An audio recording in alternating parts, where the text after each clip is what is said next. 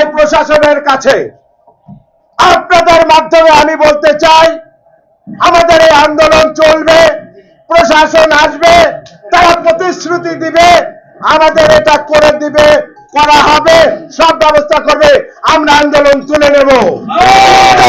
প্রতিশ্রুতি না দেওয়া পর্যন্ত আমাদের আন্দোলন চলবে, শান্তিপূর্ণ আন্দোলন। আমি আমার বক্তব্য দীর্ঘায়িত করব না। সাংবাদিক সম্মেলন সাংবাদিক ভাইদের উদ্দেশ্যে এখন আমাদের করবেন, তাই আমি মনে করি এই শান্তিপূর্ণ এই আমাদের কর্মসূচি যাতে বিশৃঙ্খলার সৃষ্টি না হয়, এই জিনিসটা মাথায় রাখবেন। আর শেষ কথা, আমরা এখানে সকল রাজনৈতিক দল একত্রীভূত হয়ে আমরা এই আন্দোলন করছি, কিন্তু কোন অবস্থাতে গোলা পানিতে যাতে কেউ মাছ শিকার না করতে পারে, এটাও আপনাদের মাথায় রাখতে হবে।